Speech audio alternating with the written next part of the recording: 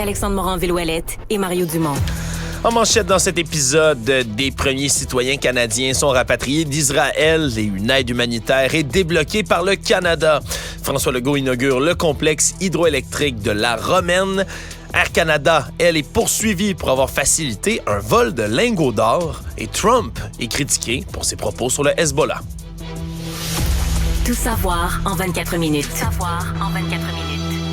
Bienvenue à Tout savoir en 24 minutes. Bonjour Mario. Bonjour. Continue de suivre ce qui se passe du côté d'Israël et de Gaza, alors qu'aujourd'hui, ça a été confirmé, un premier avion de l'armée canadienne a quitté Tel Aviv avec 130 Canadiens à son bord. Le premier, donc, de ces vols navettes. Faut comprendre qu'il y a 2 avions qui vont partir de Tel Aviv pour se rendre jusqu'à Athènes. C'est ça, ils rentrent pas directement au Canada. Là. Non, qui vont faire donc la navette entre la Grèce et Israël en ce moment pour aller chercher les gens qui voudraient quitter le pays. C'est une manœuvre inhabituelle parce qu'habituellement, lorsqu'il y a, on procède à cette opération de sauvetage-là, il n'y a pas de vols commerciaux qui sont possibles entre le Canada Alors que là, et le pays. il en reste encore certains. Plus de vols directs. Air Canada vole plus, mais par l'Europe, il y a encore des compagnies qui volent. Là. Il y a encore des compagnies qui volent, mais malgré tout, Ottawa a décidé d'envoyer 2 avions donc, qui vont se relayer pour faire la navette. Donc, 130 personnes qui ont quitté déjà. Et ce qu'on comprend quand même, c'est que la ministre Mélanie Joly avait voulu éviter de monter les attentes ou, je pense, de donner des indications trop précises pour des raisons de sécurité.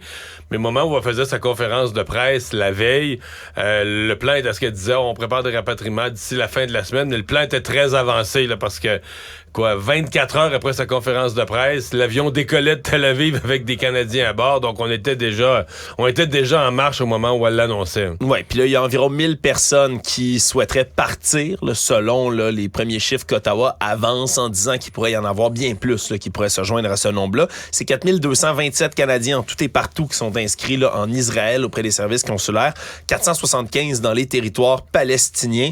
Et donc, pour l'instant, ceux aussi qui sont et à Gaza et en Cisjordanie, donc en territoire palestinien, il n'y a pas d'option, malheureusement, là, pour eux, pour rentrer pour l'instant, puisque le blocus... À Gaza, il n'y a pas d'option pour quitter Gaza, là, pour sortir. Non, pas du tout pour personne, qu'on soit citoyen canadien ou autre, alors qu'Israël n'a pas encore débuté une offensive terrestre, ce qui ne saurait tarder quand même, alors qu'aujourd'hui, on a vu le premier ministre israélien, Benjamin Netanyahou, être aux côtés là, du secrétaire d'État américain, Anthony Blinken, qui ont fait une conférence conjointe, alors que M. Netanyahou, lui, a parlé d'écraser le mouvement palestinien du Hamas, comme le groupe djihadiste d'État islamique l'a été par le passé. Des termes très durs aussi qui s'accompagnent d'une montée des troupes donc à la frontière de la bande de Gaza, même si le secrétaire d'État américain Anthony Blinken lui a tenté de quand même le rappeler sur le terrain les aspirations légitimes des Palestiniens qui sont pas nécessairement représentés, bien évidemment, par le mouvement terroriste du Hamas.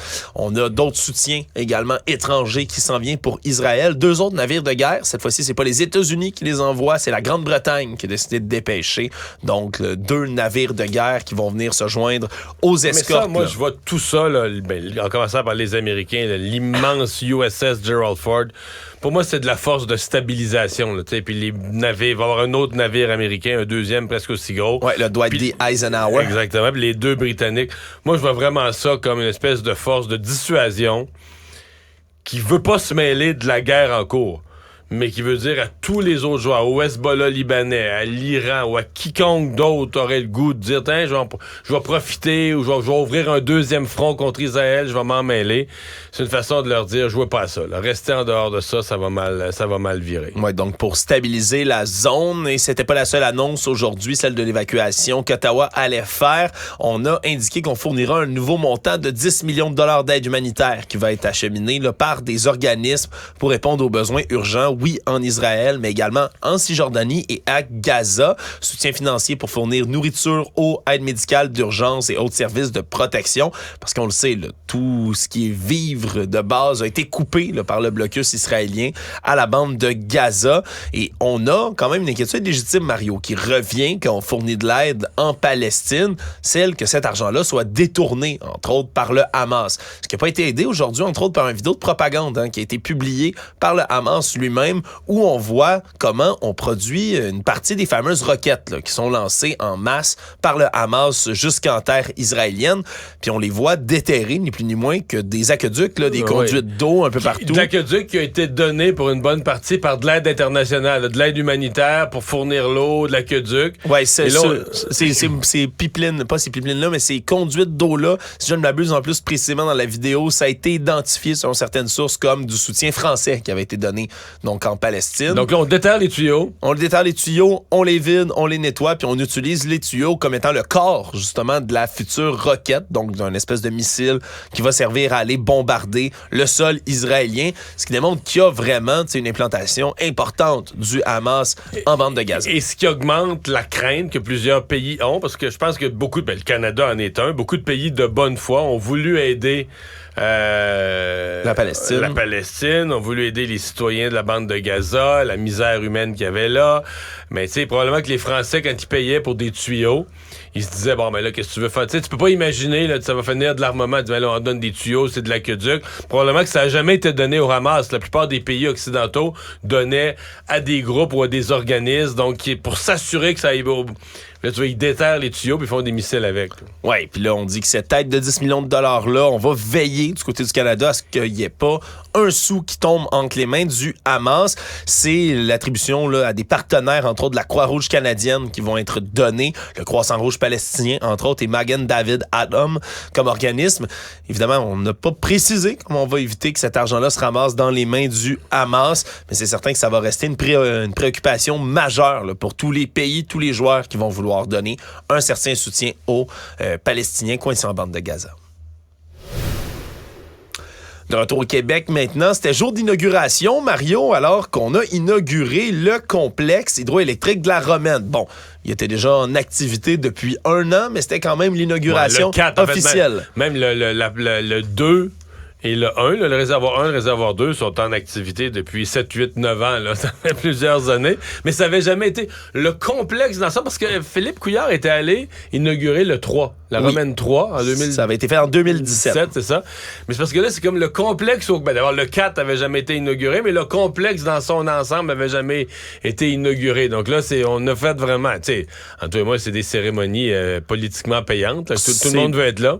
Voilà, tout le monde veut être là. Et certains ont été là, Mario, à une invitation, qui ont répondu, dont l'ex-premier ministre Jean Charest, qui était présent pour l'occasion, qui s'est surpris d'avoir été invité par François Legault. Donc, il l'a remercié. Mais là, je pense qu'il était surpris et content. Oui, surpris et content. Il est allé de commentaires quand même à l'agent Charest en disant aux journalistes qu'il était heureux de les voir, que c'était une blague par la suite, déclencher des rires et tout. Mais lui, quand même, là, qui a été là, présent donc pour cette inauguration. Inauguration importante quand même, là, que François Legault, lui, avec les ambitions qu'il a de construire des nouveaux barrages, ça vient quand même contraster. Tantôt, tu parlais de l'inauguration là, de la centrale Romaine 3 en 2017. Il n'y a pas si longtemps que ça, mais quand même, à l'époque, Philippe Couillard, lui, tirait un trait sur les grands projets de barrage, là, littéralement en disant qu'il n'y avait plus un besoin d'électricité entrevu, ce qui n'est plus la réalité du tout aujourd'hui. Là, on parle de 100 TWh additionnels d'électricité propre si on veut être carboneutre en 2050. Ouais. Mais juste remarque sur Jean Charest qui a eu un parcours... il est probablement juste moi au Québec qui se souvient de ça, mais qui a eu un parcours sinueux sur l'hydroélectricité, parce que dans le livre qu'il avait publié, J'ai choisi le Québec. Il racontait son expérience fédérale et il y avait un petit chapitre mais que moi j'avais remarqué contre le développement hydroélectrique. Oh! Ben oui, parce que quand il était ministre fédéral de l'Environnement, il disait qu'au Québec, on faisait pas bien ça. Pis ça. Et donc, ça sonnait très, très défavorable au développement hydroélectrique, puis tout ce que ça avait comme dérangement. S'était opposé à Grande Baleine, etc. Et donc, c'est comme une conversion, là, quand aujourd'hui, il est comme souligné comme un champion du développement hydroélectrique, applaudi par tous dans les discours de tout le monde, et il est bien content de ça. Mais moi, j'ai eu des débats épiques avec lui, où moi, j'étais le défenseur du développement hydroélectrique, puis lui, il était pas pour du tout, là, mettait plein de remarques, d'inquiétudes, puis tout ça. Fait qu'il a changé d'idée. C'est ça, l'histoire retiendra que lui... Il a tournoyé sur ses idées, Mario. L'histoire retiendra que lui a été un champion et moi un loser, là, mais mais l'histoire c'est pas plus... là que j'allais, Mario. L'histoire est plus... Non, moi, c'est moi qui vais là, mais l'histoire est plus complexe que ça. Dans le cas de François Legault, on se comprend qu'aujourd'hui, là, c'est comme... Tu es au baseball, là, puis tu dis, OK, jamais je vais avoir une balle sur le centre du marbre comme ça, là. Tu sais, j'inaugure sur place, avec les barrages dans mon dos, là, image à l'appui, j'inaugure un barrage. Lui qui a en tête de convaincre les Québécois qu'il faut en faire de nouveau. Il n'y aura jamais de meilleur moment. Donc, il s'en est un peu donné à cœur joie, à rappeler un peu l'obligation qu'on a, les besoins énergétiques. La nouveauté du jour, quand même, si on veut aller vraiment vers quelque chose au-delà du cérémonial, ils ont quand même annoncé que Michael Sabia allait être prêt le mois prochain à faire une... Parce que là, on se comprend que le gouvernement, excuse-moi le mot anglais, ils brainstorm, là, ils réfléchissent à haute voix là, tout le temps là, sur la question. À un moment donné, ça va nous prendre un demi-Hydro-Québec de plus, ça va nous prendre une tempête d'idées, même. Un Hydro-Québec de plus, puis là, on sait pas exactement, un nouveau barrage ou d'autres choses, puis après ça, Fitzgibbon dit, là, il faudrait peut-être qu'il y ait la moitié des voitures de moins. Là, on va voir du précis. Donc, Michael Sabia va déposer le plan des besoins énergétiques du Québec là, pour les prochaines décennies. Puis ça devrait être suivi pas longtemps après, là, quelques mois après, peut-être hiver, printemps, début du printemps, par une espèce de plan de la production. Donc, il faut que tu établisses tes besoins. Puis après ça, par quel moyen? Puis quand je dis un plan, c'est un plan pour consultation. Ce ne sera pas un plan final. Ce sont des consultations. Mais on va avoir un plan.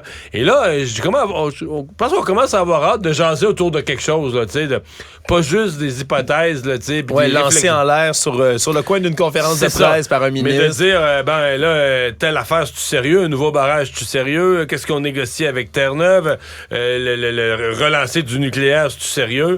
Et donc, je pense que les vraies discussions, pour les gens qui ont hâte, les vraies discussions vont avoir lieu dans les prochains mois et ça va être le temps, là. Michael Sabia qui est efficace quand même, Mario. Hein? C'est une vitesse quand même prodigieuse pour un rapport comme ça. Je pense que si on veut avoir une discussion précise sur des scénarios précis avec des pièces à l'appui, c'est l'homme qui peut nous amener ça. Actualité. Tout savoir en 24 minutes. Évidemment, il y a beaucoup de citoyens au Québec qui se sont fait... enquiquiné, je vais être poli, par le système SA-Clic, qui est sorti, bien évidemment, on le sait, au début de l'année, causant toute la pagaille de transfert de données auprès des services de la SAAQ. Mais semble-t-il que ça n'a pas seulement fait suer les citoyens, Mario, mais aussi les employés qui sont affectés au service à la clientèle et autres de la SAAQ. C'est le syndicat de la fonction publique parapublique du Québec, entre autres, là, qui s'occupe donc des employés de la SAAQ, qui a décidé de mener un sondage entre les 15 et 24 septembre dernier. Et ce qui révèle au sein de ce sondage-là, c'est 49% des répondants qui sont à l'emploi de la SAC depuis au moins le printemps. Là. Donc, qui sont là depuis que ça s'est passé, tous ces événements-là. Ben, eux affirment qu'ils doivent travailler plus fort maintenant qu'avant, même si... je suis sûr de ça, là. Même si du côté de la ministre des Transports, Geneviève Guilbeault, on a dit que tout était rentré à la normale, puis que tout va bien maintenant dans les bureaux de la SAAQ. Là, on explique que pour plusieurs raisons qui sont citées, et on pouvait en nommer plusieurs dans le sondage, mais c'est encore plus difficile. Là. On parle entre autres des erreurs liées au système à 71% des répondants, c'est ce qu'on a nommé. Des manipulations informatiques plus nombreuses à 45%. De la clientèle, les interactions qu'on a avec les clients qui sont encore plus longues, 44%. Plus fréquentes, 30%. Et au travers de tout ça, on se rend compte c'est non seulement près de la moitié, 48,8% des répondants ont dit que ça augmentait leur niveau d'anxiété au travail. Mais c'est sûr que c'est plate. Personne veut dans sa job se faire engueuler tout le temps. Là. Puis en plus, se faire engueuler, tu sais, si c'est à ta propre boulangerie, puis t'as cochonné ton pain ce matin, tu l'as brûlé, puis tu te fais engueuler, tu te dis, garde, là, je vais faire attention demain, je le sais bien, tu t'excuses, tu fais un rabais, c'est ton pain.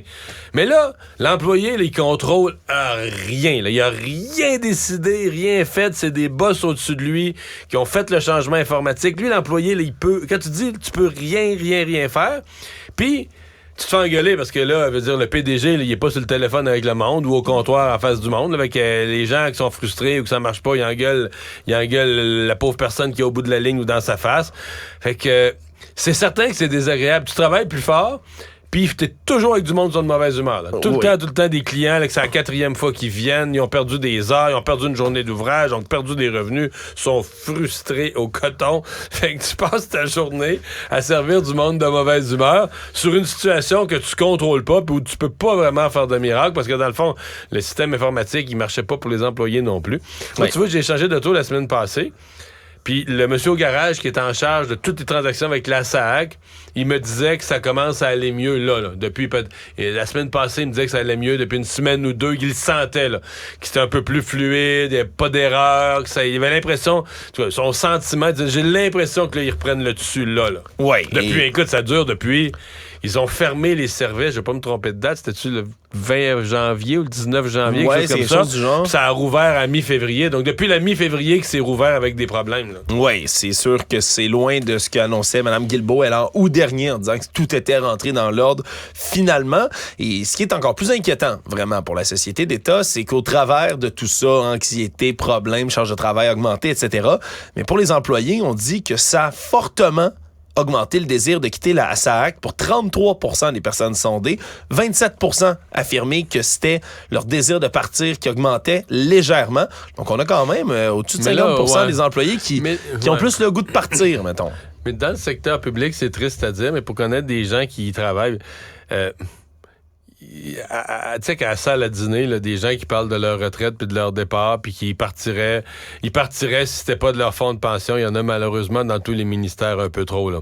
Je dis pas qu'il y en a pas un pourcentage un peu plus fort, mais c'est quelque chose, même c'est quelque chose que je trouve triste, certainement, mais t'entends ça dans le secteur public, des gens qui disent, moi, là, tu sais, mettons, quand t'as quelqu'un qui est plus jeune que moi, mettons, j'ai 53 ans, quelqu'un qui a 47, 48 ans, puis qui compte les années, il me reste 9 ans et 3 mois pour ma retraite.